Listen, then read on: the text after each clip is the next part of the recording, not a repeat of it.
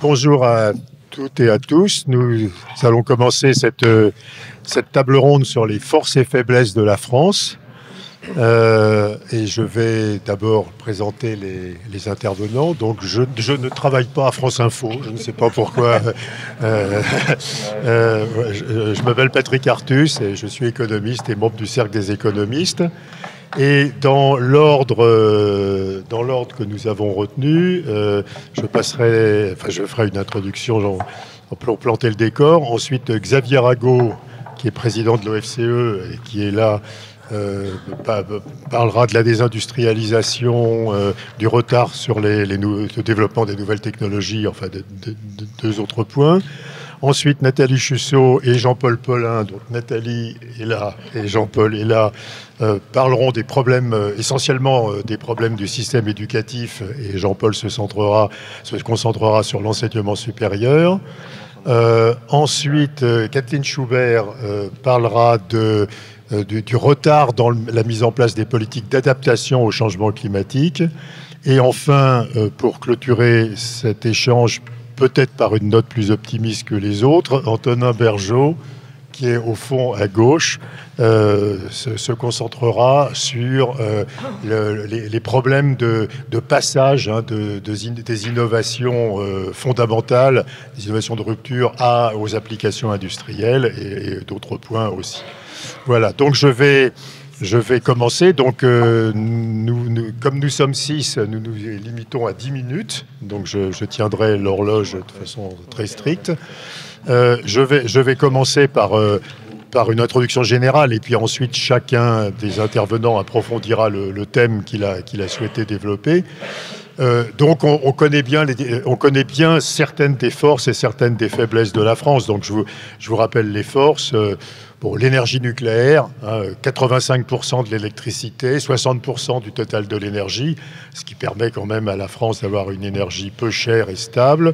Le niveau des infrastructures, des infrastructures routières, les TGV.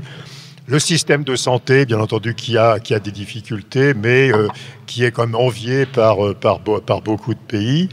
Et puis, quelques secteurs forts qui sont développés, qui sont internationalement très présents. L'aéronautique, la pharmacie, la banque et l'assurance. Le luxe, qui a des difficultés liées au recul des marchés chinois. Donc voilà, on connaît les forces. Alors, les faiblesses, il y a une faiblesse qui va être approfondie par Nathalie et Jean-Paul, qui est la faiblesse du système éducatif. On ne peut pas nier qu'il y a une dégradation de la qualité du système éducatif en France. Toutes les enquêtes l'attestent. Et donc, on peut réfléchir aux moyens d'améliorer le système éducatif, comme l'ont fait d'autres pays. J'ai à l'esprit, par exemple, ce qu'a fait la Finlande pour améliorer son système éducatif. Et donc, Jean-Paul aussi expliquera pourquoi l'organisation du système éducatif supérieur et des institutions publiques de recherche n'est pas propice au développement de la recherche. Les compétences de la population, ce qui est un autre point négatif. L'enquête PIAC de l'OCDE montre vraiment un niveau des compétences moyennes de la population en France qui est très bas, qui est d'ailleurs aussi bas qu'aux États-Unis, ce qui n'est pas du tout une vraie performance, et qui est à des années-lumière de niveau des compétences de la population en Suède, en Finlande, dans les pays du nord de l'Europe, en Allemagne, au Canada, etc. Ensuite, depuis 2019, on observe un déclin de la productivité qui est quand même un vrai problème, parce que quand il n'y a pas de gain de productivité, il n'y a pas de surplus à partager, et donc on est dans un jeu à somme nulle. C'est-à-dire, si on donne plus à un groupe d'agents économiques, on est obligé de donner moins à un autre groupe d'agents économiques. On l'a fait, je vais y revenir, on l'a fait au profit des ménages et des entreprises et au détriment de l'État jusqu'à présent, ce qui explique que les ménages ont eu un revenu réel qui a continué à progresser, qui est plus haut de 7% qu'en 2019, que les entreprises ont des marges bénéficiaires qui ont continué à monter et que l'État monte des déficits publics de plus en plus élevés. Donc on voit qu'on est à la limite de ce problème, mais le problème naît de l'absence de gain de productivité, donc de l'absence de surplus à partager. Alors, d'où vient l'absence de gains de productivité? Alors, il y a des explications conjoncturelles qui ne sont pas au cœur de notre propos aujourd'hui.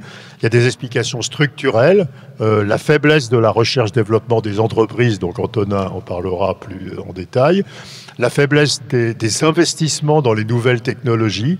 Si vous regardez, par exemple, les investissements dans les nouvelles technologies, en enlevant les logiciels, parce qu'il y a une vraie difficulté de comptabilisation de l'investissement en logiciel, la France, ça représente 0,4% du PIB, les États-Unis, ça représente 1,5% du PIB. Donc il y a vraiment une énorme différence entre cet effort d'investissement technologique aux États-Unis et en France. Et puis... le coût du travail. Alors, le coût du travail, donc Xavier va en parler plus en détail, mais on a un problème d'abord de niveau du coût du travail en France. Si on regarde le coût fiscal, hein, vous savez, c'est très débattu aujourd'hui, c'est l'écart entre le coût du travail pour l'employeur et le salaire net que touche le salarié après tous les impôts. Ce coût fiscal, on dit le tax wedge à l'OCDE, est de 47%. Donc les salariés ne récupèrent que la moitié du coût du travail pour l'employeur, alors que pour l'ensemble de l'OCDE, il est de 35%. Et donc on a un coût du travail très élevé, et pourtant on fait beaucoup d'allègements de charges des entreprises pour réduire le coût du travail. Donc Xavier détaillera le mécanisme par lequel on est arrivé à un coût du travail trop élevé et à des déficits publics importants qui viennent en partie de la nécessité de subventionner les entreprises quand elles embauchent. Et puis, alors je ne vous parle pas des finances publiques, et le dernier problème, je crois, est un... Enfin, il y a deux problèmes. Alors, la désindustrialisation, dont Xavier va parler, mais il faut voir que la France a une caractéristique, c'est la France a énormément de multinationales, de grands groupes multinationaux, et les multinationales françaises, quand vous comparez la France à l'Allemagne, ont énormément délocalisé l'industrie. Donc on a un poids de l'industrie trop faible, mais en échange, elles ont beaucoup développé à l'intérieur de l'entreprise ou par l'externalisation des services aux entreprises. Et ça se voit bien quand vous regardez la balance commerciale. La balance commerciale des biens en France est extrêmement déficitaire, mais la balance commerciale des services a des excédents qui sont égaux au déficit des biens. Et ça, c'est pas souvent mentionné.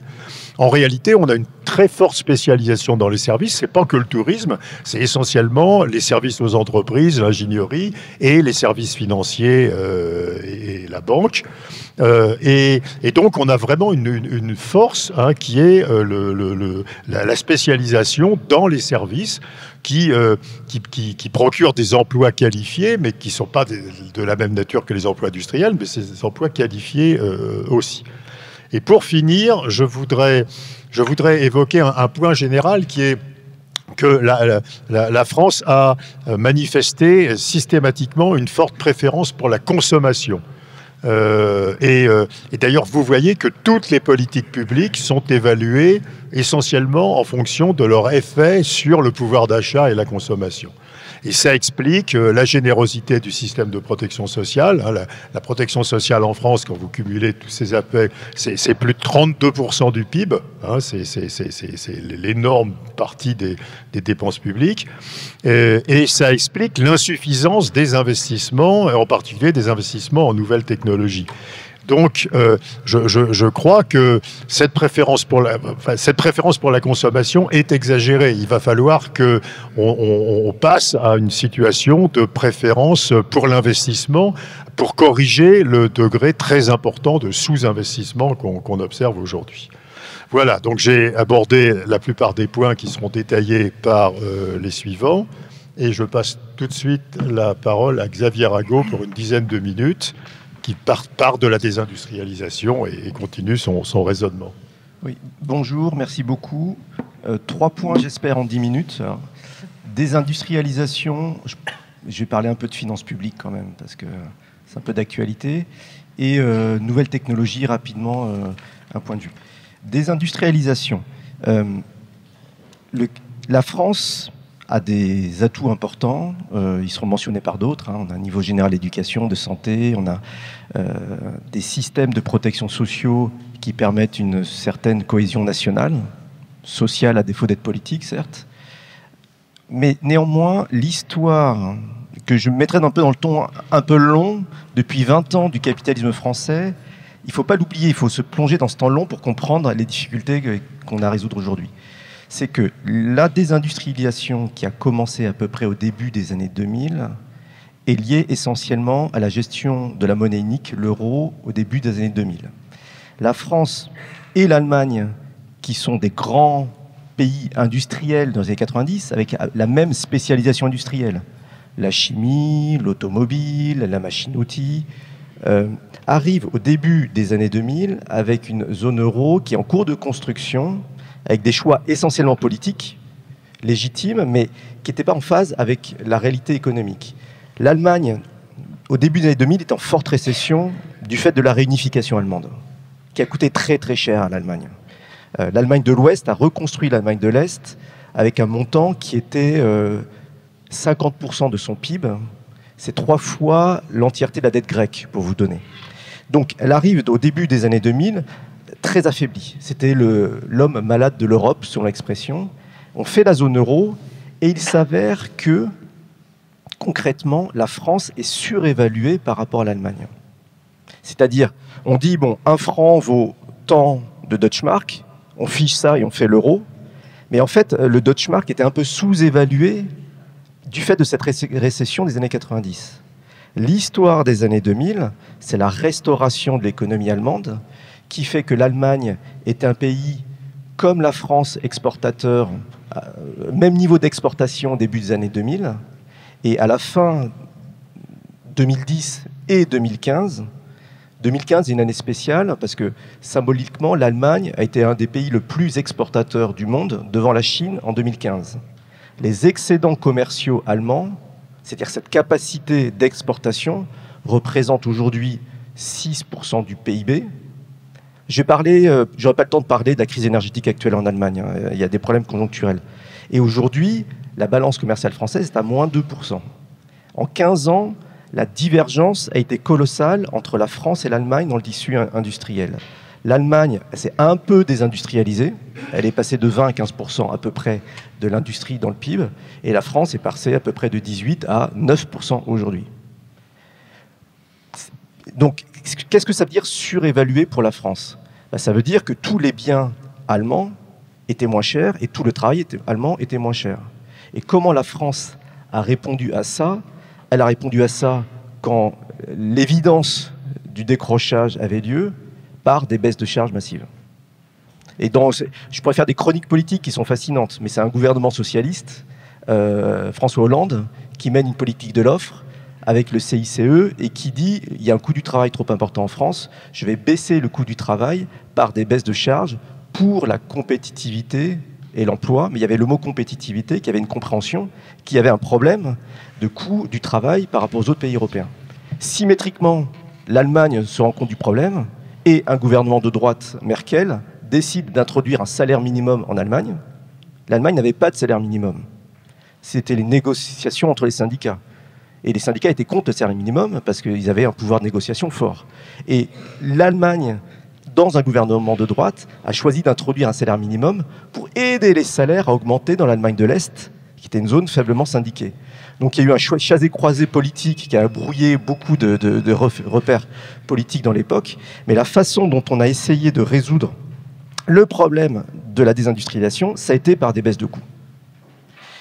Pourquoi on parle autant d'industrie ? Parce que vous pouvez dire qu'il n'y a pas que l'industrie dans la vie. On s'intéresse autant à l'industrie parce que c'est le secteur le plus exposé à la concurrence internationale. C'est un thermomètre de la capacité exportatrice du pays. L'industrie, c'est 80% de nos exportations. Il y a les services, c'est important, mais l'essentiel des déséquilibres sont industrie, et puis un peu énergétique, bien sûr, parce qu'on ne produit pas de l'énergie. Donc je prends ça comme un thermomètre, hein. Ce n'est pas l'alpha et l'oméga de ma volonté. Je ne veux pas réindustrialiser forcément la France. C'est un thermomètre des déséquilibres. Bien, à l'issue de cette première phase, on a investi beaucoup de finances publiques pour corriger ces déséquilibres et baisser le coût du travail en France.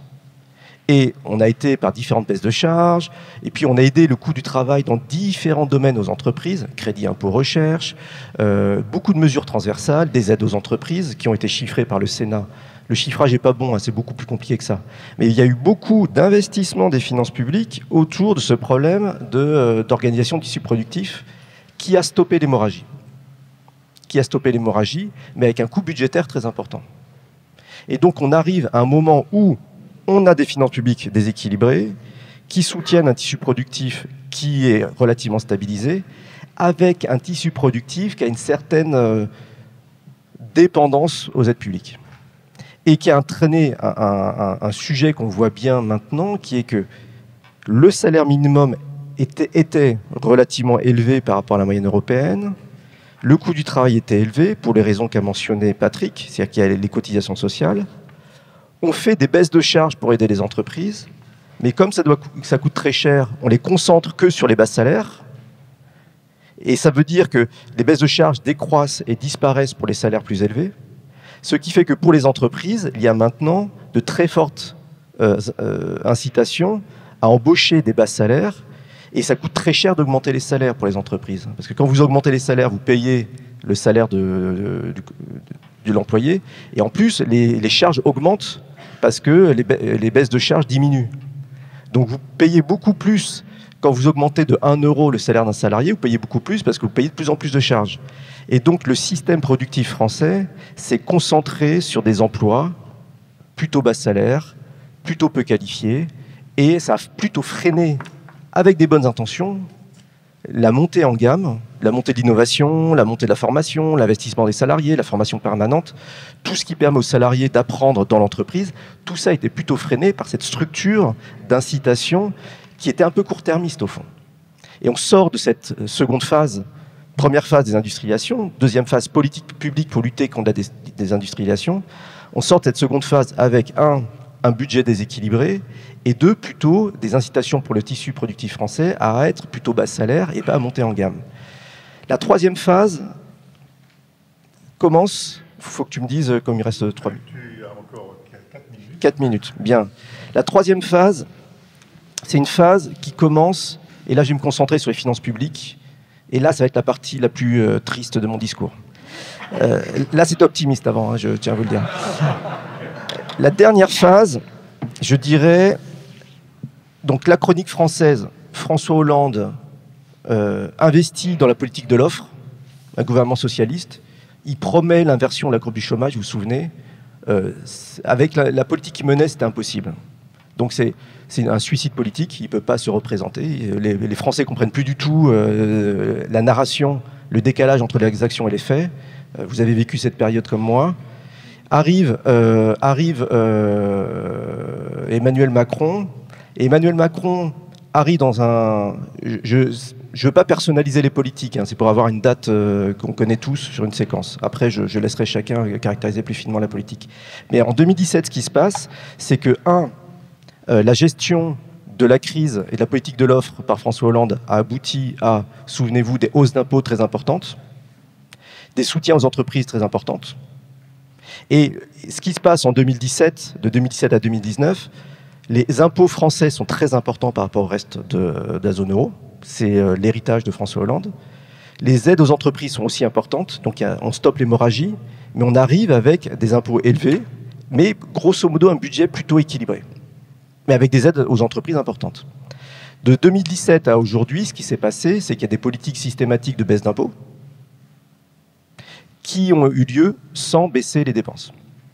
Les baisses d'impôts, c'est quoi? C'est la suppression de la taxe d'habitation, c'est la baisse des impôts sur le patrimoine, le prélèvement forfaitaire unique, la baisse de l'impôt sur le revenu, la suppression de la redevance télé, et etc., etc. Je pouvais vous les détailler. À chaque fois que nous, citoyens, on avait des baisses d'impôts, on était contents. Mais c'était pas bien. C'était pas bien parce que c'est vrai, ça a permis d'augmenter le pouvoir d'achat des ménages, objectivement. Et ce qu'a dit Patrick Artus, c'est juste, hein, ça a soutenu la consommation. Mais c'est l'État français qui a soutenu le revenu des ménages en s'endettant. Et aujourd'hui, on se réveille avec une compréhension qui, j'espère, est maintenant partagée, que le déficit public de 5,4% de la France est un problème massif, majeur, grave et difficile, qui va demander une consolidation publique de 100 milliards d'euros, comme vous voulez, soit hausse d'impôts, soit baisse de dépenses. Le drame français, c'est la politisation de ces choses-là. Les hausses d'impôts, c'est gauche, les baisses de dépenses, c'est droite, et la réforme des retraites, ça doit être au centre, un truc comme ça. Ça, c'est vraiment pas bien, ce genre de politisation. Il faut regarder plus finement qu'est-ce qui est utile, qu'est-ce qui n'est pas utile, qui perd, qui gagne, pour expliquer aux Français l'effort qu'il y aura à faire. Parce que l'effort qu'il y a à faire, c'est 100 milliards d'euros, 3 points de PIB nécessaires. Il faut le donner à l'État, pas pour réduire la dette, pour empêcher que la dette augmente, pour stabiliser la dette publique, à un montant qui est de 120% du PIB aujourd'hui. La dette de fin d'année 2025, vous verrez, ça sera à peu près 116%, 2017, ce sera 118%, etc., etc. On est sur une trajectoire qui va, dans 10 ans, si on continue comme ça, on va croiser l'Italie en termes de niveau de dette, et les charges d'intérêt seront énormes, vont doubler dans le BIB. C'est-à-dire qu'on sera obligé d'augmenter les impôts, pas pour l'école, pas pour l'innovation, pas pour la santé, mais augmenter les impôts pour payer les charges d'intérêt sur la dette publique française. Je ne sais pas l'acceptabilité sociale de tout cet environnement-là en France. Donc il est urgent de trouver un positionnement qui lutte contre la désindustrialisation, finance l'innovation, finance l'éducation et désendette en même temps. Comment on fait tout ça ? Eh ben, on va se serrer les coudes. On va accepter certaines hausses d'impôts si elles sont expliquées et nécessaires. Si c'est pour la bonne raison, il faudra le faire. On va accepter certaines baisses des dépenses. Mais les baisses de dépenses, il faut être clair, parce que les Français ne comprennent pas ça. Ce n'est pas juste l'État qui consomme moins. Les baisses de dépenses, ça veut dire concrètement baisser les retraites. Ça veut dire concrètement baisser le remboursement du médicament. Ça veut dire baisser les allocations familiales. C'est ça les baisses de dépenses pour de vrai. Ce n'est pas abstrait. On vous donne moins d'argent, vous serez plus pauvre. C'est dans tous les cas, soit vous êtes plus pauvre parce que vous avez moins de revenus que donne l'argent, soit parce qu'on augmente les impôts. Mais on sera plus pauvre. Parce qu'on est déjà pauvre et on ne le sait pas. Donc il faut juste que la conscience soit en phase avec l'existence. Et je finirai par cette déclaration hegelienne. Merci Xavier.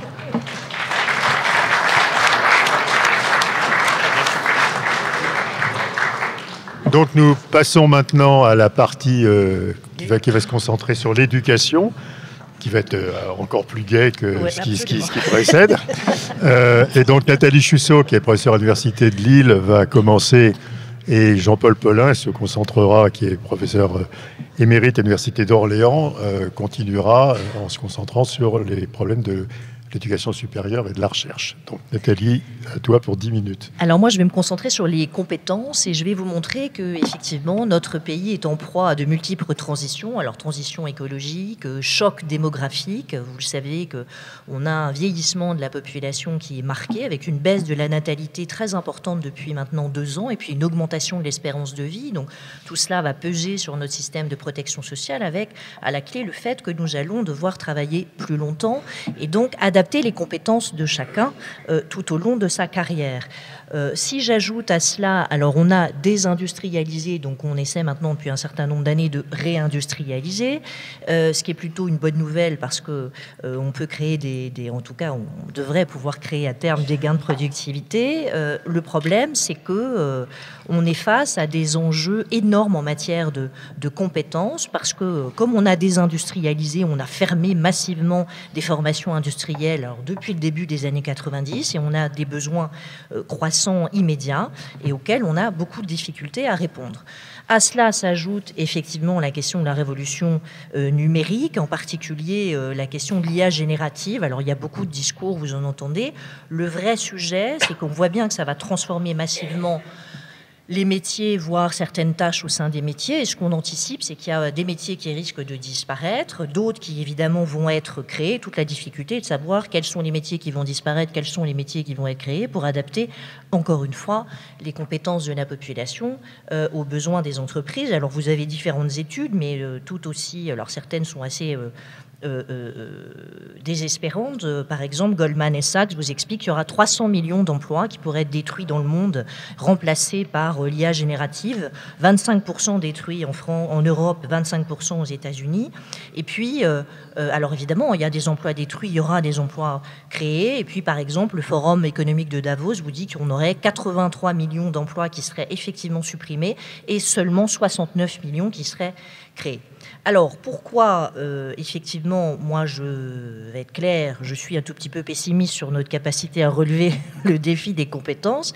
Eh bien, justement, la première raison, c'est qu'on a un système éducatif qui fonctionne mal, voire qui ne fonctionne pas.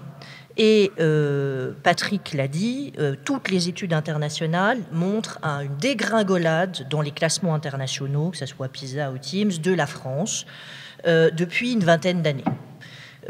Alors, c'est vrai dans toutes les disciplines fondamentales évaluées par PISA, c'est-à-dire la compréhension de l'écrit, la culture mathématique et la culture scientifique. Et puis, quand on regarde les compétences mathématiques des élèves, notamment de CM1, on a là aussi une dégringolade. On est parmi les derniers pays européens. C'est vrai en CM1, c'est vrai en 4e. Et à cela, on ajoute un vrai sujet qui est aussi documenté par PISA, c'est-à-dire que les inégalités s'accroissent, c'est-à-dire qu'on a le niveau des plus doués, des élèves les plus doués augmente et le niveau des élèves les plus faibles diminue. Bon. À cela s'ajoute encore quelque chose qui est problématique, c'est que on est un pays qui reproduit les inégalités sociales à l'école. C'est extrêmement documenté aussi dans PISA. L'origine sociale des élèves explique à peu près 20%, plus de 20% de leurs résultats scolaires. Et c'est vrai dans les 3 dimensions que j'ai données, sciences, maths et compréhension de l'écrit. Alors, tout cela, évidemment, est extrêmement problématique parce que si on veut être compétitif, si on veut innover, comme le disait Xavier, si on veut être compétitif au plan international, il faut absolument développer les compétences scientifiques, il faut relever le niveau en mathématiques et en sciences. C'est absolument crucial. Et si on ne le fait pas, mais un faible niveau de compétences de manière générale, empêche les entreprises de se moderniser par manque de salariés qualifiés. Et donc, on n'est pas prêt pour le moment à faire face à l'ensemble de ces chocs, ce que j'appellerais de ces chocs. Si je reviens sur le manque de compétences scientifiques, qui me paraît un problème crucial, pour vous donner une idée, on pense qu'en 2030 c'est demain, il manquera en France, d'après France Stratégie, à peu près 20 000 ingénieurs et cadres techniques d'industrie et 35 000 ingénieurs informatiques. On produit entre 50 000 et 60 000 ingénieurs par an, donc on pense qu'il nous manquerait à peu près 10 000 ingénieurs par an en formation. Et si vous regardez une enquête qui a été menée par l'Union des industries et métiers de la métallurgie, elle considère qu'il manquerait 40 000 ingénieurs par an, ce qui est évidemment extrêmement important. Alors, les difficultés de recrutement dans l'industrie, ça n'est pas nouveau, mais très clairement, comme on a des élèves qui sont mauvais en mathématiques et en sciences, on forme par définition pas assez de jeunes aux filières scientifiques, et puis en plus, on a du mal à les attirer dans ces filières. Pour vous donner une idée, on a moins de 14% des diplômés de l'enseignement supérieur qui ont suivi des études d'ingénieur, c'est 22% en Allemagne, c'est 19% en Suède, donc on est vraiment loin derrière. Alors, les défis à relever en matière d'évolution des compétences, ils sont nombreux. D'abord en formation initiale, parce que je viens de vous le dire, on a un système éducatif qui est dégradé. En termes de formation professionnelle, puisqu'il faut s'adapter aux besoins notamment de l'industrie. Et puis en formation tout au long de la vie, parce qu'on doit requalifier en permanence la main-d'œuvre. Et ça, c'est absolument nécessaire face notamment à l'intelligence artificielle, générative et toutes les évolutions technologiques qui se mettent en place. Or, en France, on a à peu près un tiers des travailleurs qui déclarent avoir suivi une formation l'année précédente, et c'est plus de 41% dans la moyenne des pays de l'OCDE. Et je rappelle aussi que c'est une obligation normalement de l'employeur de maintenir à niveau les compétences de leurs salariés. Bon. Donc là, on a un problème aussi, donc je résume, on a un problème en formation initiale, on a un problème en formation professionnelle, et on a un problème en formation tout au long de la vie. Bon, je ne vois pas très bien où on n'a pas de problème en réalité. Alors, il y a des solutions quand même. On va passer aux solutions avant de vous désespérer totalement. toute la difficulté, c'est comment adapter l'offre de formation aux besoins du marché du travail, aux besoins des entreprises, mais évidemment sans négliger en amont les matières fondamentales, je l'ai dit, et la culture générale, et aussi ce qu'on appelle les soft skills, les compétences transversales qui sont indispensables à toute adaptation. Nos enfants, ils vont subir les mêmes chocs que nous, il faut qu'ils soient prêts à s'adapter. Bon, alors probablement qu'il va falloir rationaliser l'offre de formation. Il faut réformer en profondeur le système éducatif, Patrick l'a dit, il y a des pays qui l'ont fait, la Finlande, mais l'Allemagne, la Pologne, le Portugal dans les années 2000, et ils y sont parvenus, donc ça n'est pas impossible. Ensuite, il faut aussi s'intéresser aux décrocheurs. On a un nombre de décrocheurs dans ce pays, c'est-à-dire des jeunes qui quittent le système éducatif, extrêmement important, à peu près entre 80 000 et 90 000 par an. C'est une honte. On a à peu près 1 million en stock de jeunes qui ont quitté le système sans qualification. C'est un scandale. Donc là, il y a quand même un peu de boulot à faire. Il faut évidemment donner davantage d'argent à l'éducation. Alors, si on veut réduire les inégalités liées à l'origine sociale, il faut investir massivement dans l'éducation pré-primaire et primaire, c'est-à-dire la maternelle et le primaire. Et évidemment, il faut donner un peu de sous au supérieur, mais ça, c'est Jean-Paul qui y reviendra dans quelques minutes. Alors, il y a probablement aussi un problème sur la façon dont on enseigne les sciences à l'école. Donc là, il y a tout un tas de gens qui travaillent sur ces sujets. Il faudrait faire comme on fait à Singapour, où c'est des choses beaucoup plus pragmatiques. Évidemment, il faut former à l'IA et aux nouvelles technologies. Je l'ai dit, maintenir les compétences des travailleurs tout au long de la vie. Alors là, il faut une formation tout au long de la vie efficace. On ne peut pas le faire sans les entreprises et sans les branches. Ça doit être traité au niveau des branches, ça. Et alors là aussi, il y a des pays qui font ça très bien. Le Danemark, la Suède, ça fonctionne très bien. Il y a un taux de formation continue qui est extrêmement élevé. Et puis, il y a des collaborations entre les entreprises au sein d'une même branche pour former au mieux aux besoins des entreprises. C'est au niveau des branches que ça doit se faire. Évidemment, financer davantage la recherche. On ne peut pas innover sans donner de l'argent à la recherche. Améliorer la formation des enseignants et revaloriser la profession. Vous n'êtes pas sans ignorer que depuis quelques années, on a moins de candidats pour devenir enseignant que de postes. Bon, donc là, c'est aussi des questions de conditions de travail, de salaire, de reconnaissance. La société, vous savez, tous ces fonctionnaires qui ne servent à rien, notamment les enseignants. Bon, ça fait partie aussi des choses qui dévalorisent une profession. Et puis, un dernier mot, parce que je pense que j'ai épuisé mon temps de parole, je voudrais quand même dire quelques mots sur l'apprentissage. On dépense beaucoup d'argent public pour l'apprentissage, c'est-à-dire qu'on donne des primes aux entreprises pour qu'elles prennent des apprentis. Le problème, c'est que l'apprentissage, c'est très bien si c'est ciblé sur l'infrabac, c'est-à-dire des gens qui n'ont pas le bac. C'est normalement ça, d'ailleurs, la définition de l'apprentissage, si vous regardez toutes les documentations internationales, et notamment l'OCDE. Or, nous, qu'est-ce qu'on finance? On finance massivement des diplômés du supérieur. Voilà, donc ça ne va pas. On a un peu plus d'1 million d'apprentis, ça coûte beaucoup d'argent, je crois qu'on est à peu près à 25 milliards d'euros par an, selon les dernières estimations. Et donc, là, il faut recentrer l'apprentissage sur ceux qui en ont vraiment besoin et qui sont en dessous du bac et pas pour les diplômés du supérieur. Merci.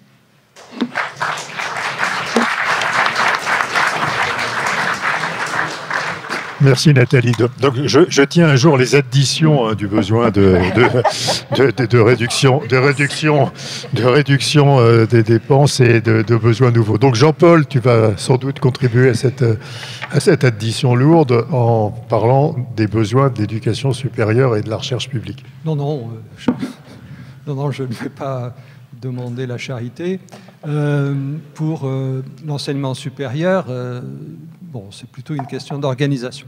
Alors, je commence par une citation du fameux rapport Draghi, présenté, vous savez, il y a un peu moins d'une année maintenant, qui porte sur la nécessité le déclin de l'Europe au niveau de la productivité.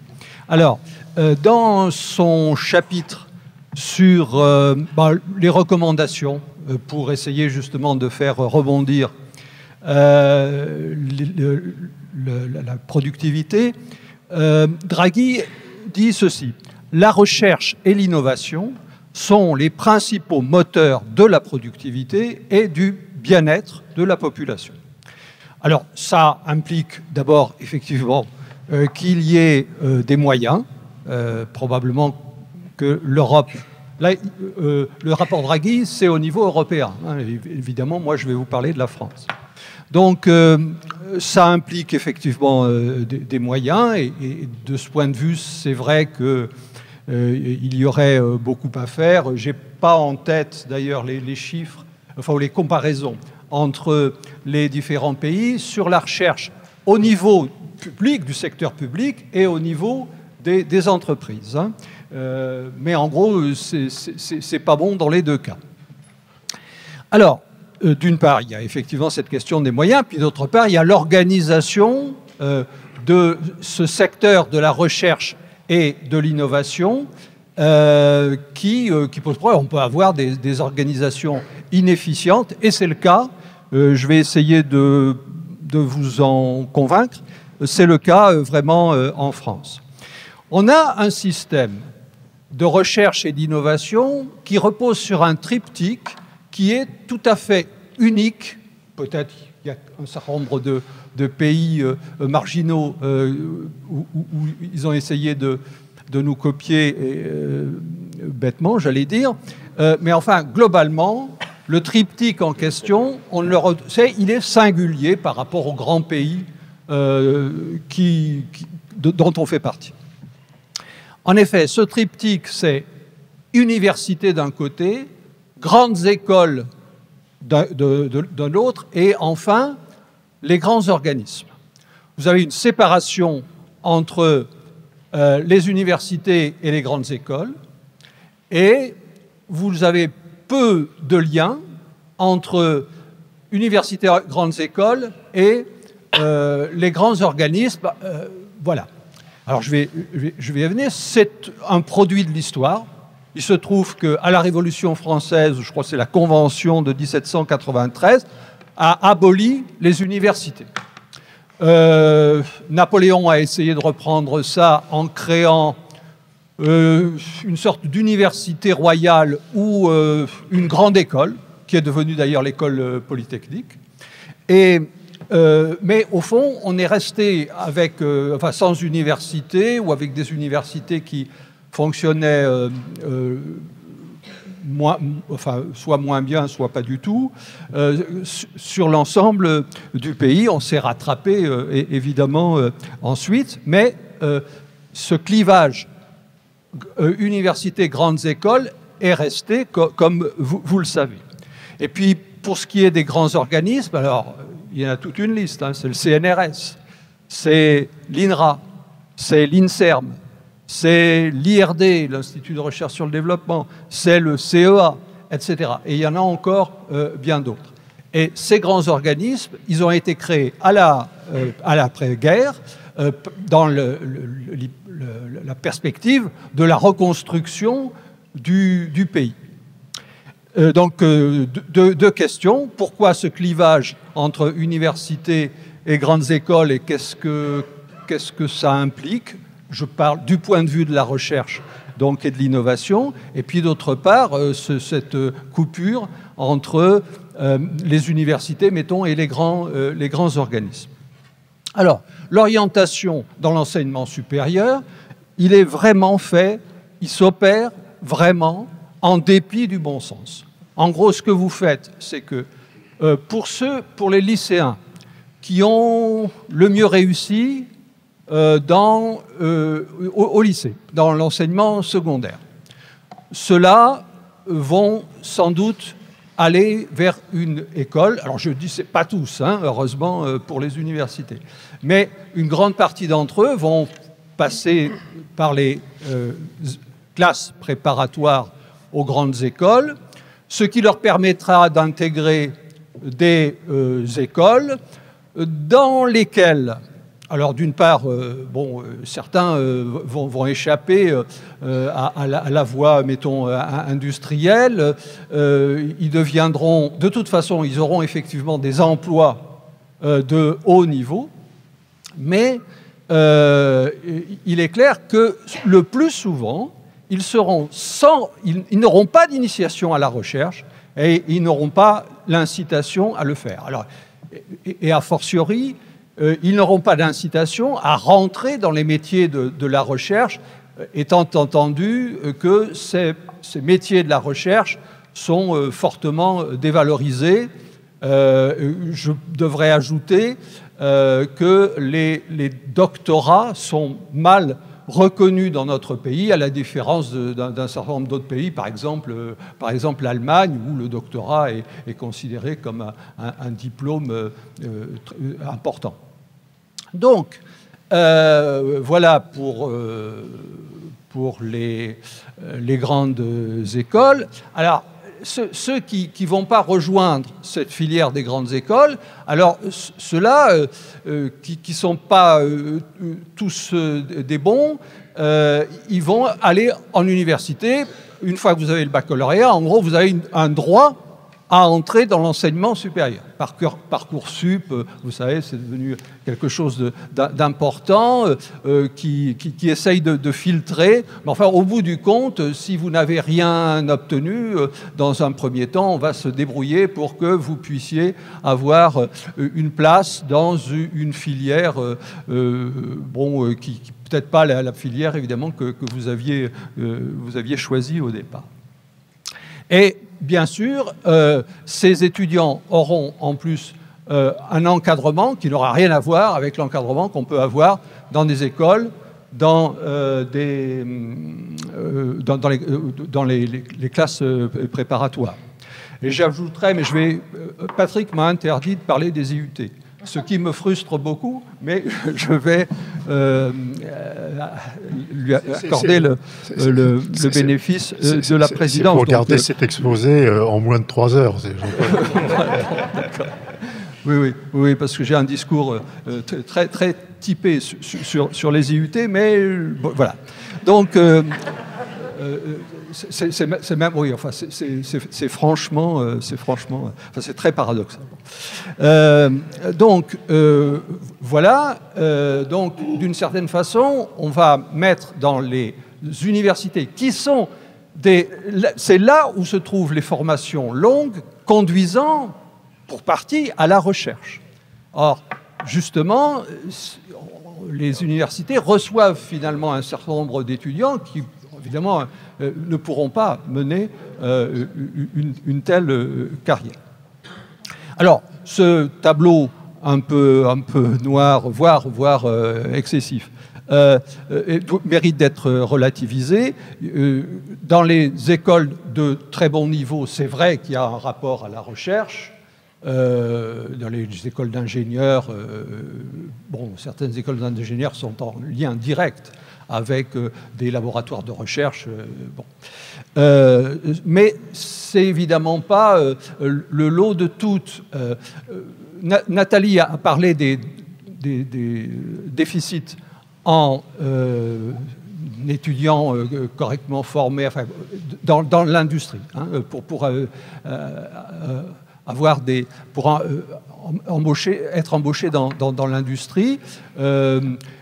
Il faut voir quand même que se sont développés dans les derniers temps beaucoup d'écoles d'ingénieurs, beaucoup d'écoles de commerce également, dont la plupart ne sont pas en lien même avec des laboratoires de recherche, ce qui n'est pas vrai par contre pour les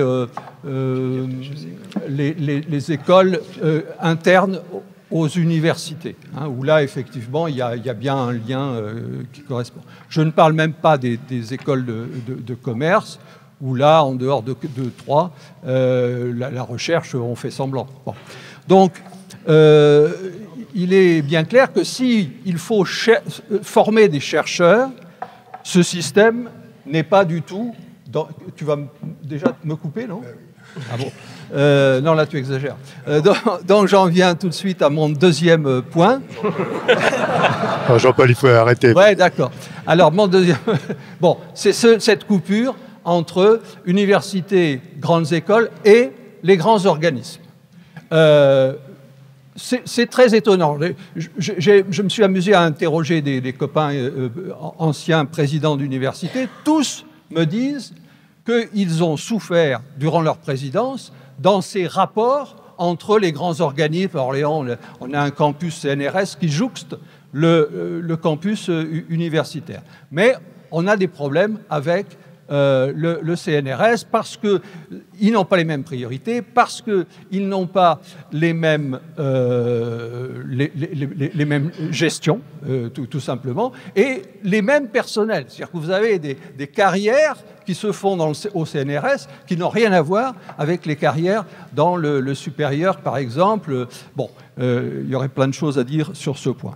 Donc, clairement, les labos existent parce qu'il y a effectivement des complémentarités, des externalités, comme disent les économistes, entre les gens, les discussions, etc., les travaux en commun. Bon.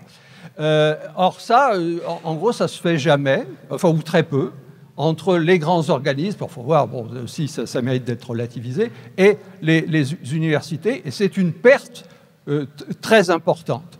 D'où ma proposition, il faut que ces grands organismes deviennent des agences de moyens qui distribuent des moyens en fonction de priorités définies au niveau national, mais évitons ce cloisonnement qui existe aujourd'hui, et donc, par la force des choses et du président, je vais m'arrêter.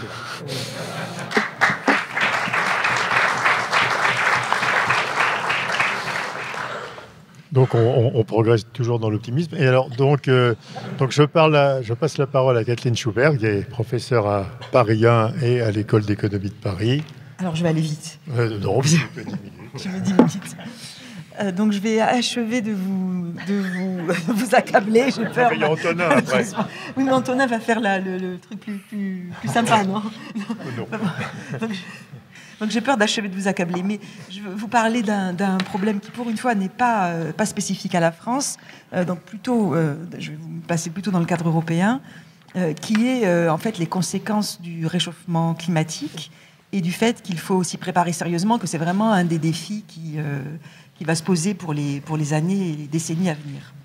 Donc, pour vous donner quelques exemples, au cours des dernières décennies, il faut savoir que l'Europe est le continent qui s'est réchauffé le plus et le plus rapidement au niveau mondial. Quand on parlait au moment de l'accord de Paris, quand on disait qu'il fallait limiter le réchauffement à plus 1,5 degré par rapport à l'ère pré-industrielle, bon, ça c'est déjà fichu. Pour l'Europe, on a déjà largement dépassé ça, on est plutôt à 1,9 déjà. Et les projections sont alarmantes parce que ce qu'il faut savoir, c'est que l'inertie climatique est telle que les émissions de gaz à effet de serre qui vont provoquer le réchauffement qu'on va connaître dans les années, la décennie à venir, disons, elles ont déjà été émises, ces gaz. Donc c'est déjà fait, en fait. Donc on n'échappera pas à un réchauffement encore plus important. Et donc évidemment, il faut se mettre en ordre de marche pour se préparer à ça. Donc il y a deux choses différentes, mais évidemment liées. Il y a l'augmentation moyenne de température par rapport à la température d'équilibre, disons, de l'ère pré-industrielle. Et puis, il y a les événements extrêmes. Donc, on a vu une multiplication ces dernières années des événements catastrophiques extrêmes en Europe. Bon, pas que en Europe, mais je me concentre sur l'Europe. Donc, sécheresse, vagues de chaleur, canicules, inondations, etc. Incendies aussi, tempêtes. Alors évidemment, il ne faut pas non plus essayer de tout mettre sur le dos du changement climatique. Donc il y a toujours eu des inondations et des tempêtes, mais on a une science qui se développe beaucoup actuellement, qui s'appelle la science de l'attribution, qui essaye, par des méthodes de modélisation, des méthodes statistiques, de repérer ce qui, dans cette aggravation des événements extrêmes, est dû au réchauffement climatique.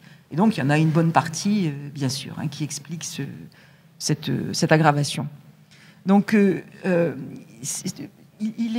donc, pour vous donner quelques exemples, donc en France, on estime que les coûts de la sécheresse de 2022, c'est plus de 5 milliards d'euros. Donc, c'est quand même 5 milliards d'euros, c'est quand même beaucoup d'argent. Les tempêtes de novembre 2023, 1,3 milliard d'euros, uniquement en indemnisation, donc ce qu'ont payé les assurances. Mais ça ne couvre pas tout le total des dégâts. Il y a aussi des pertes d'aménités. Quand vous avez à côté de chez vous une forêt qui est entièrement tombée par terre à cause de la tempête, ça c'est un coût aussi. Donc la canicule de 2025, donc cet été, le coût estimé est 9 milliards d'euros, à peu près 0,3 points de PIB. 9 milliards d'euros juste pour l'été dernier. Donc c'est vraiment colossal en réalité. Et ce qui est aussi frappant, c'est qu'on oublie très très vite. Je suis sûre que peut-être vous avez déjà oublié le fait qu'il y a eu cette canicule en 2025, mais cet été. Mais donc c'est quand même 9 milliards d'euros. Donc il y a encore des exemples bien plus catastrophiques. Vous avez par exemple le cas vraiment horrible de la Slovénie. La Slovénie, c'est un tout petit pays qui a subi en 2023 des innovations colossales qui ont provoqué des pertes qui sont équivalentes à 16% de son PIB. Donc 16% du PIB dû aux inondations. Bon, je vous passe l'Espagne et l'Italie avec les sécheresses et les feux de forêt, donc les problèmes agricoles, les problèmes liés au tourisme aussi, la baisse du tourisme. Donc tout ça commence à peser de façon importante sur la croissance.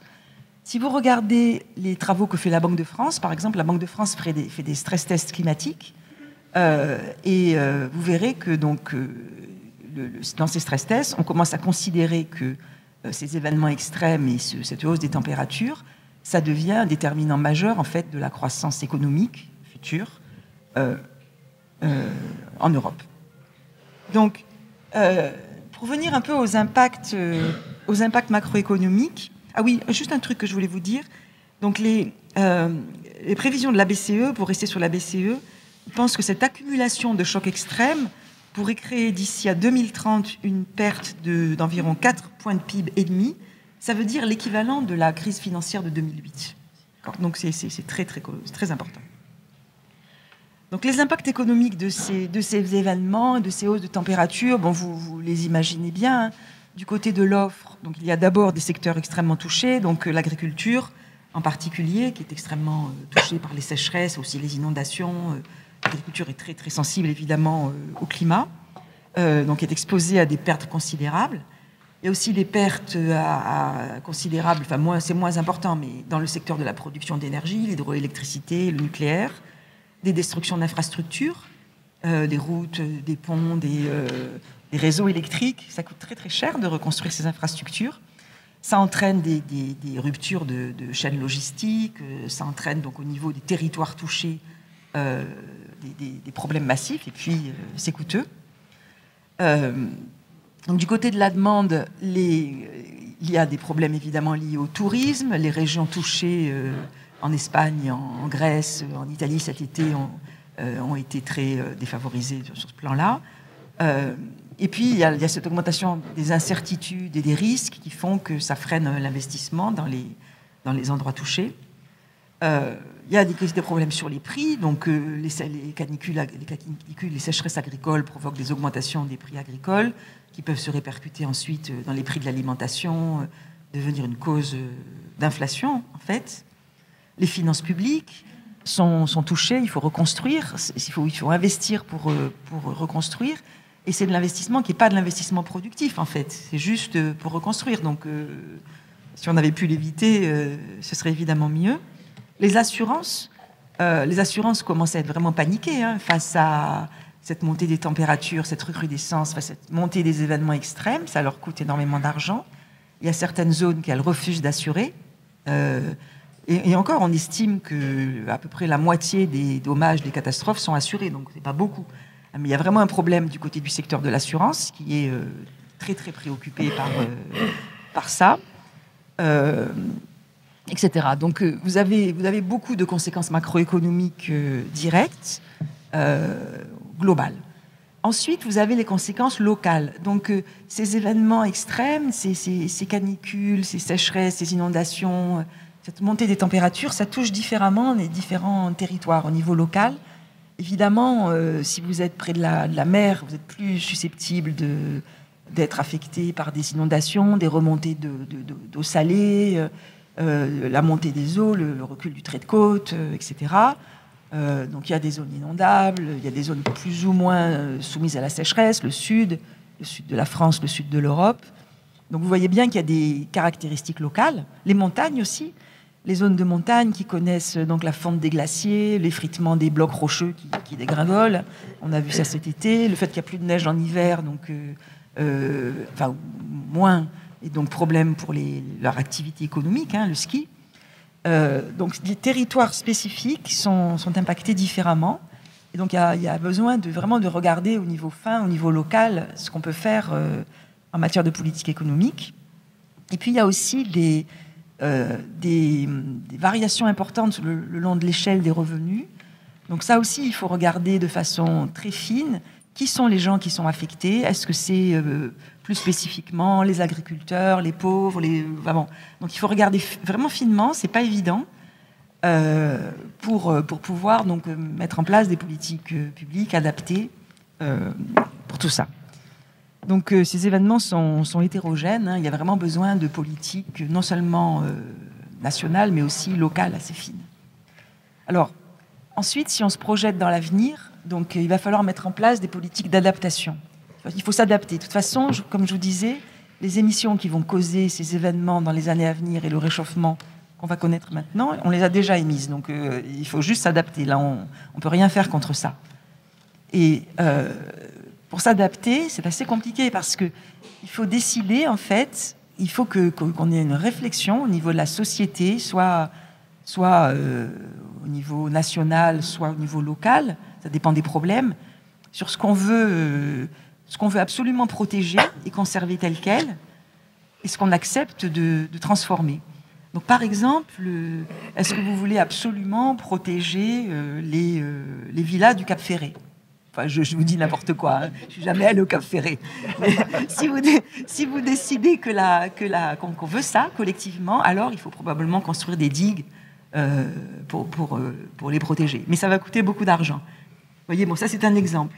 Qu'est-ce qu'on décide de protéger ? Qu'est-ce qu'on décide d'abandonner ? Est-ce qu'on veut absolument protéger les stations de ski ? Ça veut dire, est-ce qu'on accepte d'investir, par exemple, dans des canons à neige partout pour continuer à pouvoir faire du ski à Noël ? Bon, c'est pas évident du tout, hein, la réponse n'est pas du tout évidente. Et donc, il y a vraiment besoin de réflexion de la société, parce que c'est pas les économistes qui vont dire la réponse, hein, sur ce qu'on a envie de protéger, combien ça va coûter, et ce qu'on accepte de transformer. L'agriculture aussi, c'est un très bon exemple. Est-ce qu'on veut conserver les cultures actuelles, telles qu'elles sont ? Auquel cas, il va probablement falloir investir beaucoup dans l'irrigation dans certaines zones. Il va y avoir besoin de faire de gros investissements, donc surtout, effectivement, pour éviter le stress hydrique et compagnie. Ou est-ce que, finalement, on se dit, non, il vaut mieux transformer complètement le modèle agricole et choisir de planter des cultures... c'est fini ? J'ai presque fini. Des cultures résistantes à la chaleur, etc. Donc, vous voyez l'idée. Et ça, comme je disais, ce n'est pas les économistes qui le décident. Il y a besoin vraiment d'une réflexion globale. De toute façon, il y aura besoin d'investissement, soit pour réparer après les catastrophes, soit pour aider à cette adaptation. Alors, c'est difficile de donner des chiffres. Bon, il y a des chiffres qui commencent à sortir sur les besoins d'investissement, mais c'est quand même, ça va être cher quand même. Donc, je veux aussi dépenser. Je suis désolée. Voilà, je vous remercie.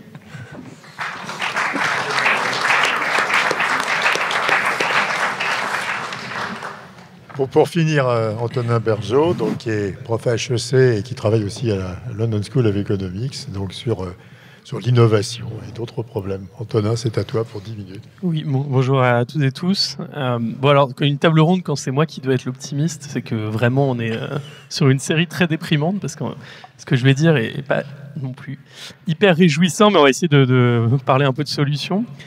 Donc je voulais vous parler effectivement de croissance de long terme et d'innovation. Donc ça a été dit tout à l'heure, l'innovation, c'est vraiment le progrès technique, c'est le moteur de la croissance et de la prospérité économique, dans le sens où ça permet de libérer, de créer de la valeur, d'augmenter la taille de l'économie et donc de libérer des marges qu'on peut décider d'allouer derrière, par exemple à la transition écologique ou à augmenter les dépenses d'éducation.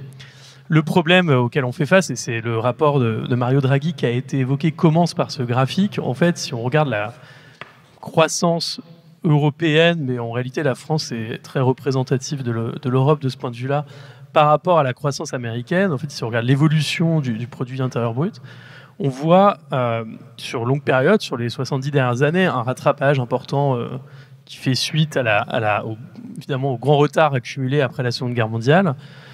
jusqu'aux années 80, milieu des années 80, date à laquelle en fait le PIB dans la plupart des pays européens, et le PIB moyen européen est au même niveau que celui américain.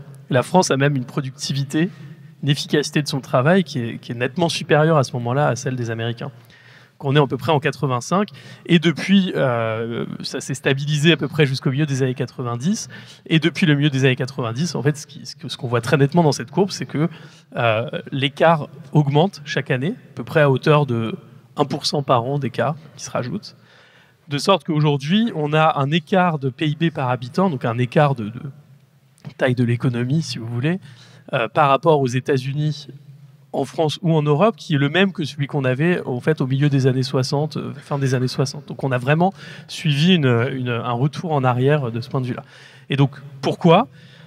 Alors il y a 1 milliard de raisons sans doute, mais une des raisons qu'on voit très nettement quand on regarde les données, c'est le décrochage en termes de productivité, c'est-à-dire d'efficacité collective de notre production, qui vient essentiellement de notre retard et notre incapacité ou nos difficultés à pousser des technologies nouvelles quand elles arrivent et quand elles sont disponibles.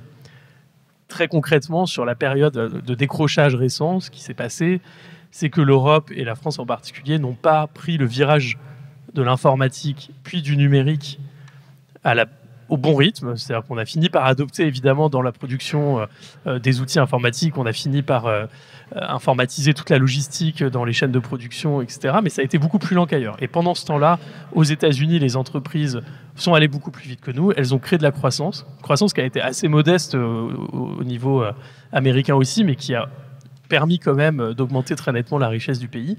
On n'a rien eu en Europe, et aujourd'hui, évidemment, on ne bénéficie absolument pas de cette vague et de cette source pour créer de la richesse. Donc, est-ce qu'on veut, si on réfléchit un peu à comment on voit le futur, aujourd'hui, on peut évidemment considérer qu'on est à la base, au début d'une nouvelle vague technologique qui est portée par l'intelligence artificielle, mais pas que, beaucoup de technologies technologies du 21e siècle, dans les biotech, dans les nanotechnologies, dans donc l'intelligence artificielle.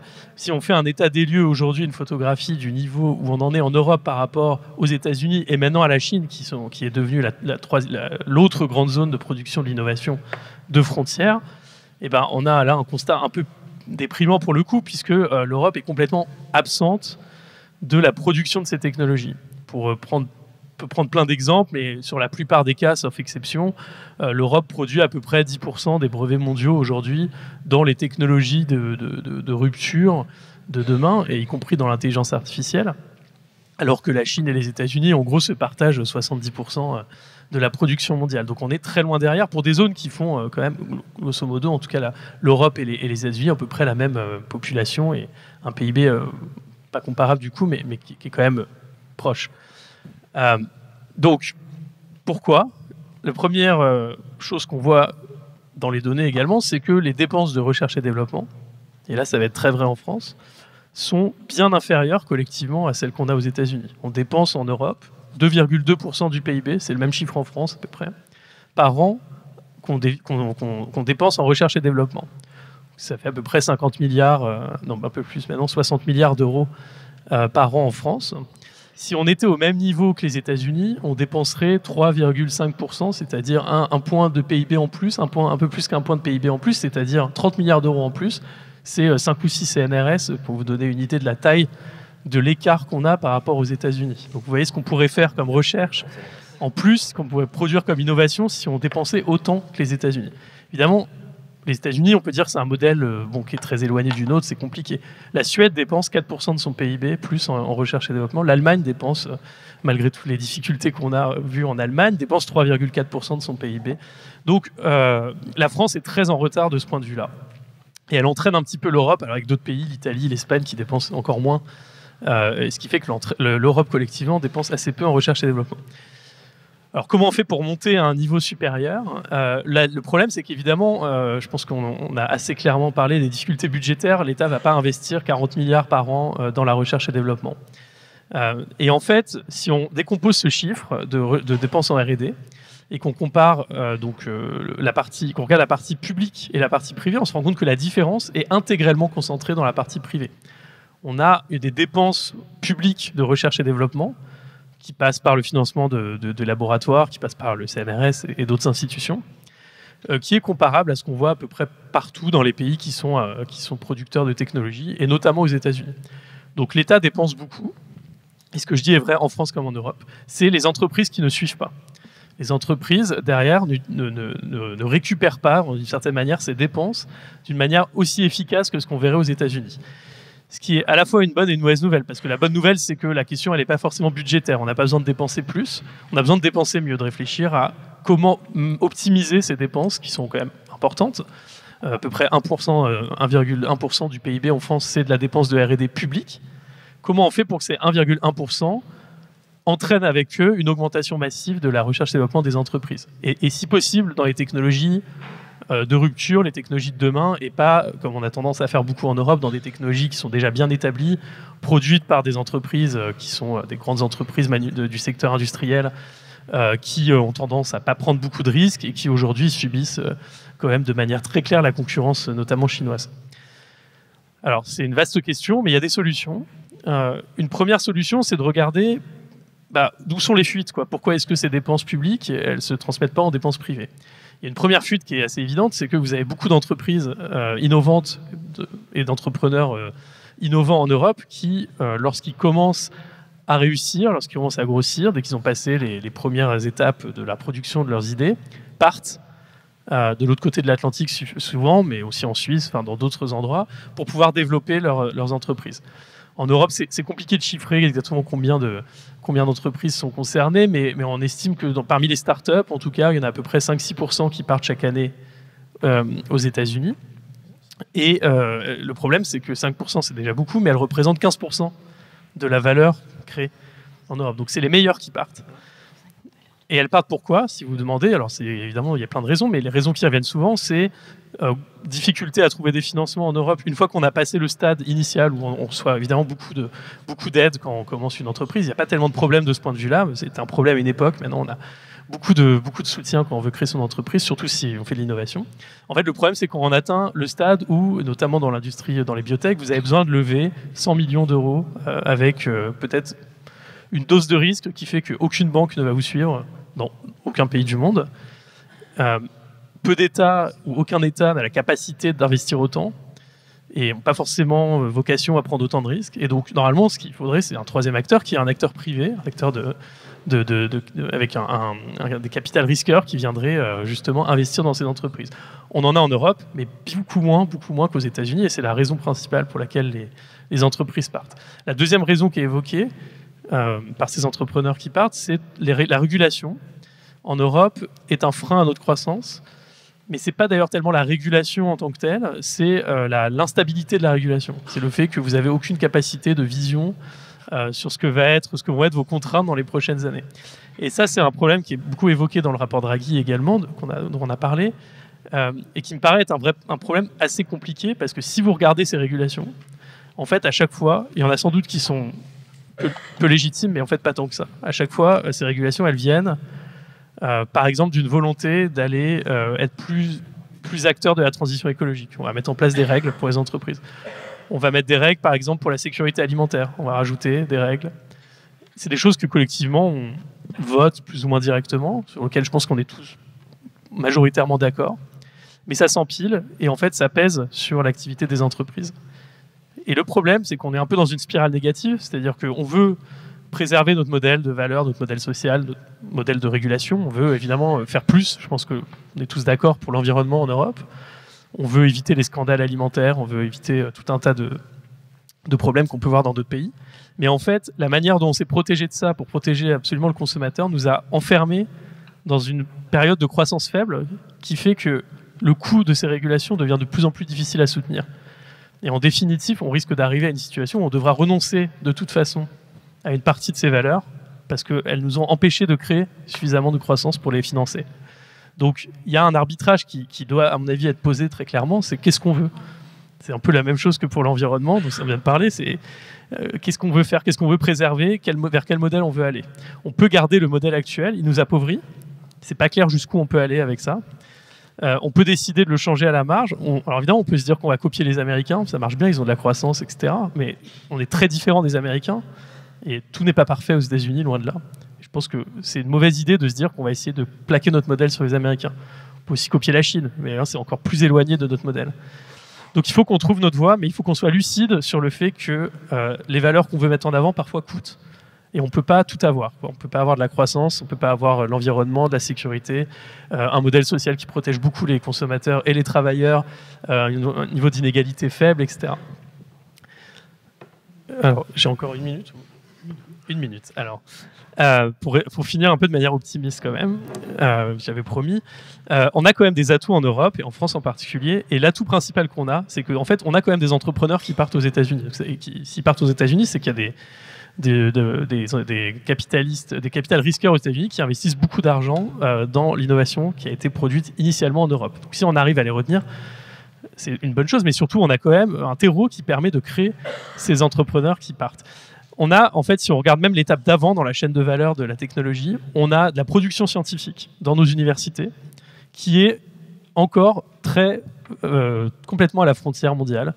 On produit, y compris dans ces fameuses technologies sur lesquelles on décroche complètement, on produit encore du savoir qui est en fait utilisé par le monde entier et à un niveau qui est largement supérieur à notre production de brevets. C'est-à-dire qu'on produit beaucoup plus de savoir universitaire dans les technologies dont j'ai parlé, celles sur lesquelles on représente que 10% en Europe des brevets, on produit 30% des idées. Donc vous voyez, il y en a 20%, il y a 20 points qui partent et qui sont commercialisés non pas par des entreprises européennes, mais par des entreprises chinoises ou américaines.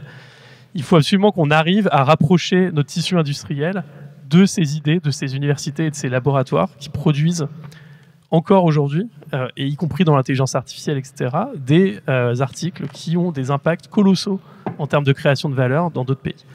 Si on arrive à faire ça, on va réussir à se libérer un petit peu de croissance. Alors ce sera du long terme, ça ne réglera pas les problèmes conjoncturels dont on a parlé, mais à long terme, on va pouvoir avoir une vision plus positive et un horizon plus positif qui vont nous permettre ensuite de réinvestir et d'avoir un modèle un peu moins pessimiste.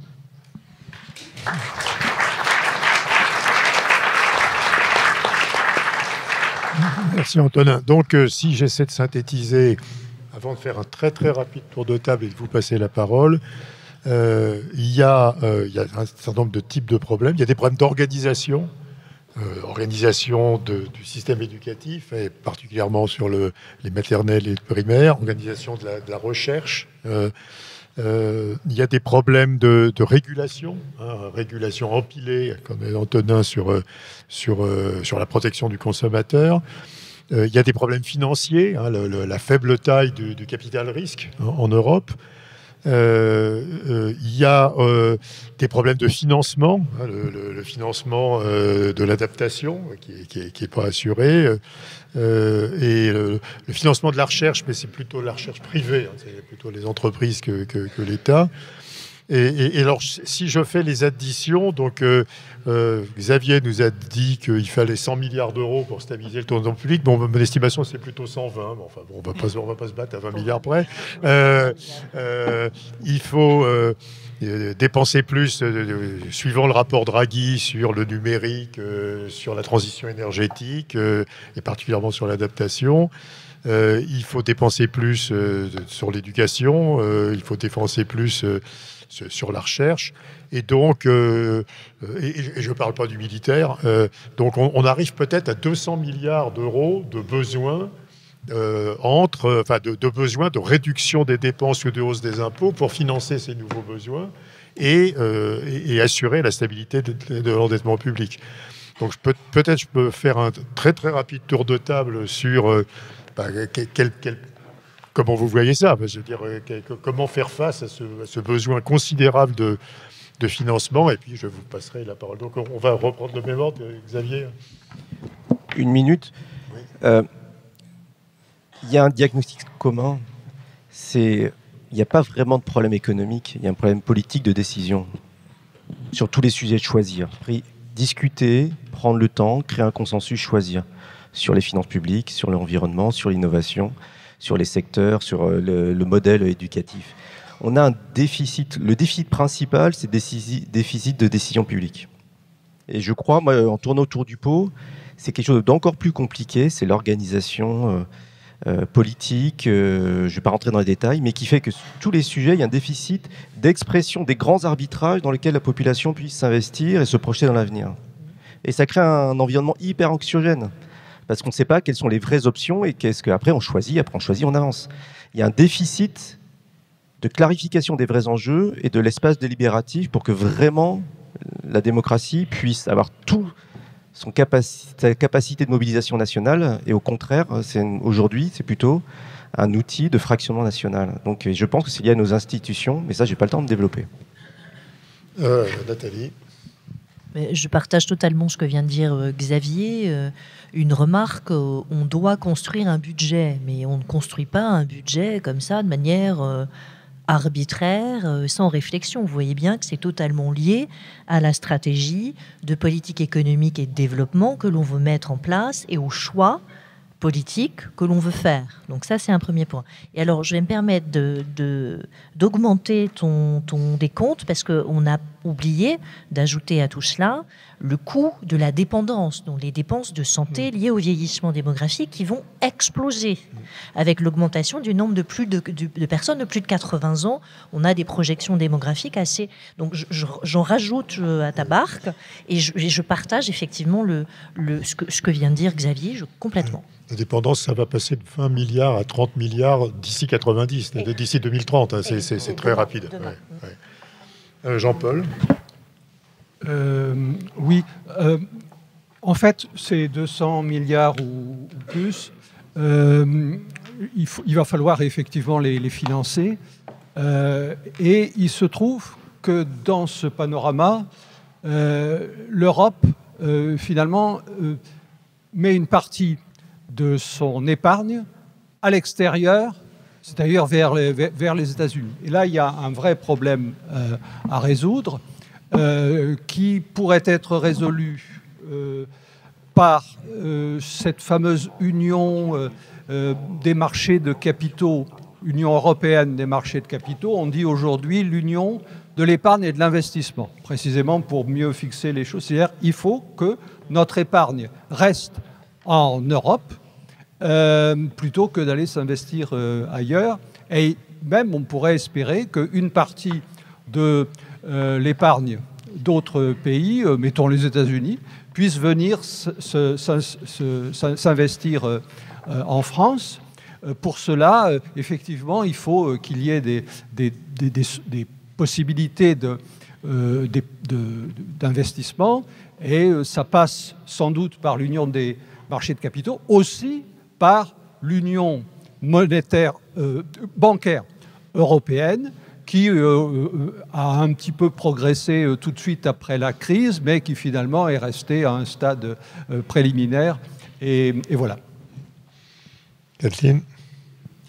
Je ne sais pas où il faut trouver l'argent, mais juste pour vous proposer une façon un peu différente de voir les choses, imaginez qu'on ne fasse rien pour s'adapter aux effets du réchauffement de la température et de ces événements extrêmes climatiques qui vont s'accélérer.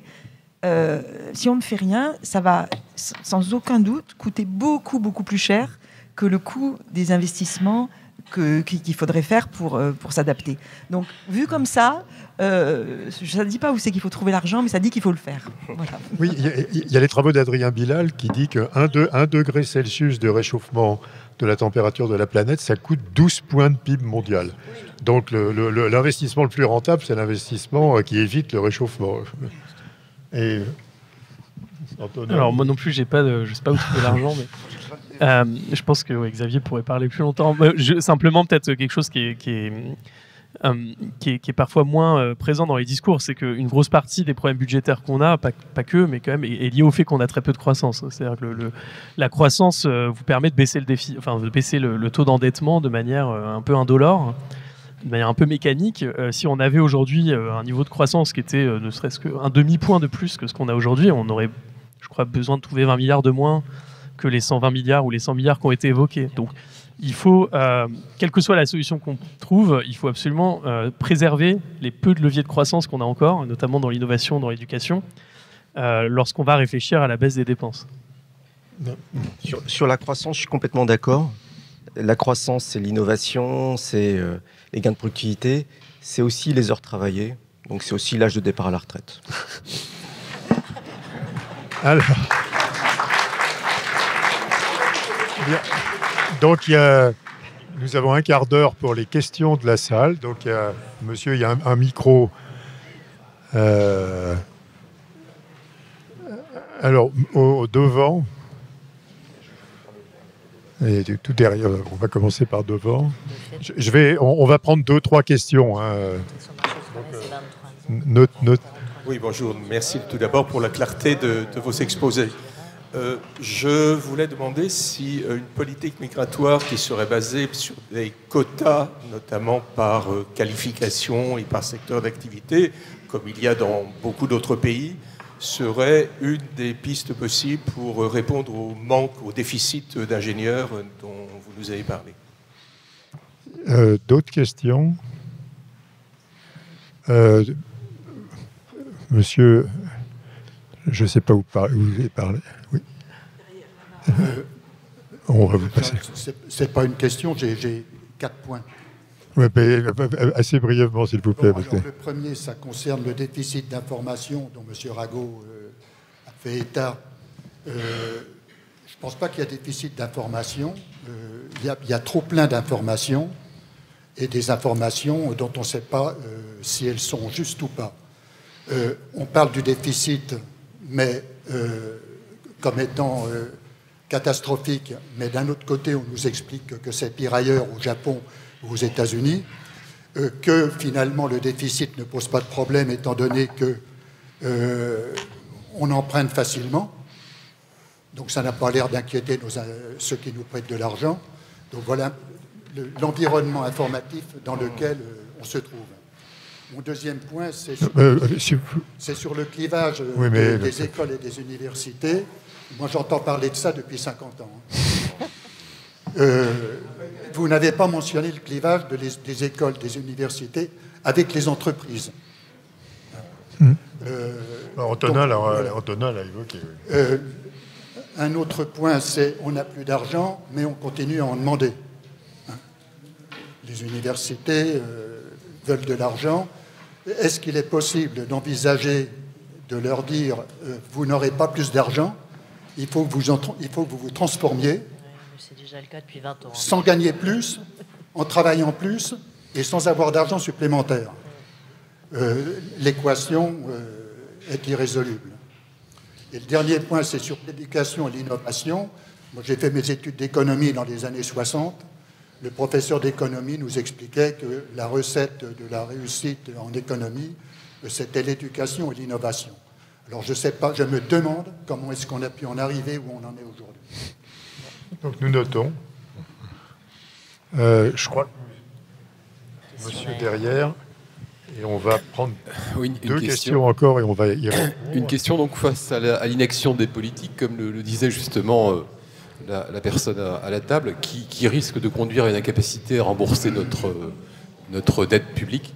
La prise en main de nos finances publiques par l'Union européenne ne sera-t-elle pas une bonne solution ?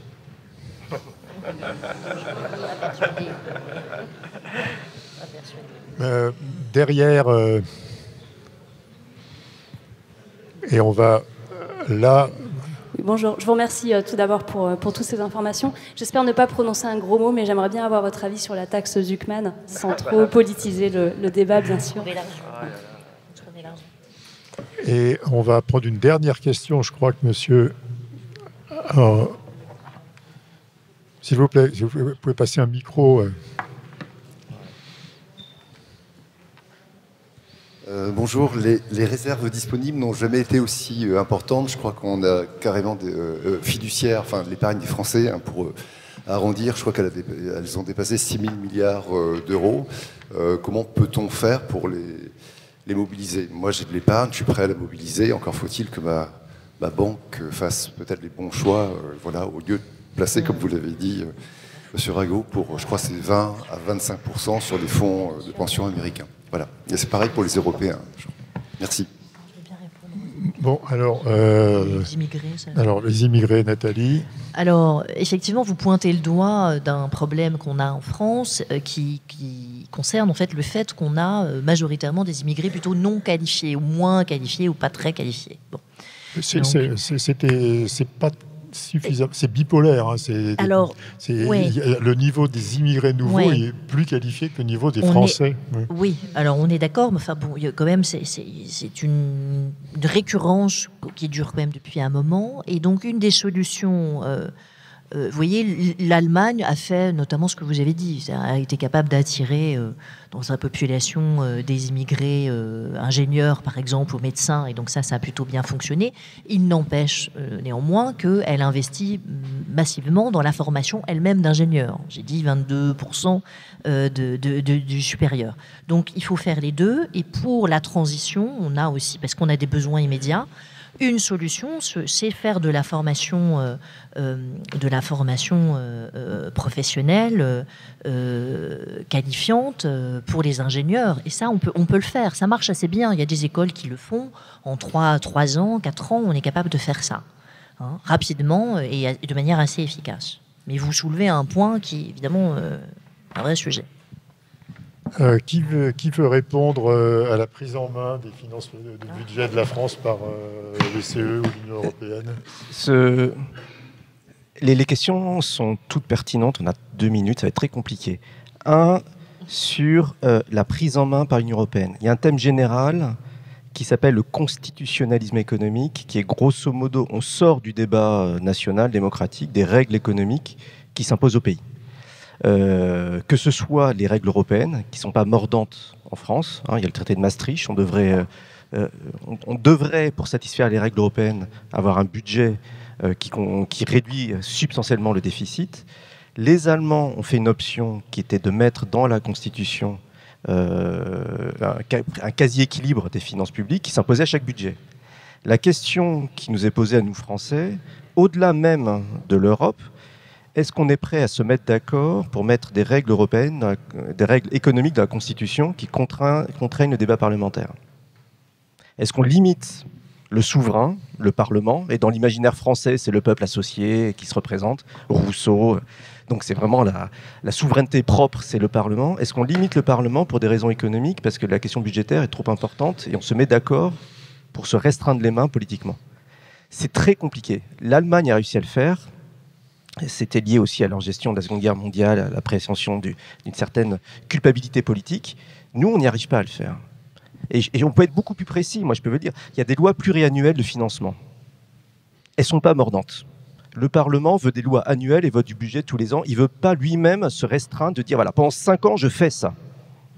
Ça, il ne veut pas. Donc avant même de parler que l'Europe prenne en main le budget de l'État, on peut faire beaucoup de choses dans la législation française pour rendre beaucoup plus cohérent dans le temps les choix budgétaires qui engagent les générations futures et qui n'est pas des aléas politiques qui mettent en jeu des masses budgétaires colossales, ce qu'on a vu dans le week-end.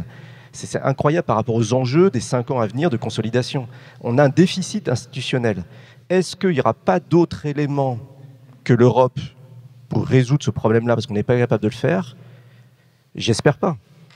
Il y a un pays qui l'a fait, là, je peux être très long, c'était l'Angleterre en 76. L'Angleterre en 76, ils ont demandé au FMI de faire leur budget. 3 ans après, Margaret Thatcher a été élue, parce que c'est une humiliation nationale. Les Anglais se sont dit, si c'est ça, on change tout. Ils ont élu Margaret Thatcher 3 ans après. Donc pour les grands pays démocratiques, l'utilisation externe d'autorités politiques pour résoudre des problèmes budgétaires, c'est dévastateur sur les équilibres politiques. Il ne faut pas qu'on en arrive là, mais ça demande une très grande maturité des électeurs pour arriver à ça. C'est pour ça que je pense qu'on a un problème politique et pas économique, quand je vois la réalité de la formation du budget de l'État. Je n'ai pas le temps de répondre sur l'information économique, c'est un bon point. Trop d'informations, c'est pas forcément de la bonne information. Mais je pourrais développer, de dire que je pense qu'on a un déficit d'information, malgré le sentiment que tout le monde sur le plateau télé sont les meilleurs économistes du monde, ils ont leur vue développée sur tout. Il y a une contradiction que j'ai pas le temps de développer, mais je pense qu'on n'a pas les bons émetteurs et les bons ancrages qui mettent vraiment les grandes options sur lesquelles le pouvoir politique et les électeurs peuvent s'exprimer. Mais j'aurais pas le temps de développer. On a pourtant une BCE indépendante, donc on a abandonné le pouvoir monétaire. Abandonner le pouvoir budgétaire, c'est pas plus grave qu'abandonner le pouvoir monétaire. Et il y aurait une solution intermédiaire qui serait, comme les Allemands, de mode dans la Constitution des règles budgétaires, pas traité par la loi, traité par la Constitution. Ou autrement, moi je suis tout à fait d'accord, mais il faut que ce soit moi qui dirige l'autorité budgétaire indépendante. Et je pense que chaque Français pense la même chose. Alors, qui veut répondre sur la taxe Zuckman? Donc on ne veut pas répondre sur la taxe Zuckman. Sur le fléchage, je vais laisser Jean-Paul. Sur le fléchage de l'épargne, faut faire attention parce qu'il y a l'idée qu'il y a de l'épargne qui dort. Enfin, il n'y a pas d'épargne qui dort. Je veux dire, l'épargne, si elle est investie en obligations, elle va essentiellement financer le déficit public. Si elle est prêtée à une banque, en dépôt bancaire, elle va essentiellement financer du crédit bancaire aux ménages, aux entreprises. Il y a le concept d'épargne dormante, c'est complètement creux. Ça n'existe pas, l'épargne dormante. Nous utilisons plus ou moins bien. Par exemple, il y a un poids du besoin de financement de l'État très important, mais nous utilisons toute l'épargne disponible. La seule épargne disponible que nous n'utilisons pas, c'est l'épargne prêtée aux États-Unis, mais ce n'est pas le cas de la France. C'est le cas des épargnants allemands et hollandais, mais en France, nous n'avons pas d'excédent d'épargne prêtée aux États-Unis. On a une balance courante à peu près équilibrée. Donc c'est pas... Et donc, il n'y a pas d'épargne qui dort. On peut pas... Et si vous changez d'allocation d'épargne, on parle beaucoup de produits d'épargne fléchés sur la transition énergétique, sur l'industrie. Si vous fléchez l'épargne pour financer l'industrie, vous devez vous passer d'épargne là où elle arrive aujourd'hui. Et donc, voilà. Bon, il me reste à vous remercier de votre présence et à vous souhaiter une bonne journée et d'autres conférences. Merci.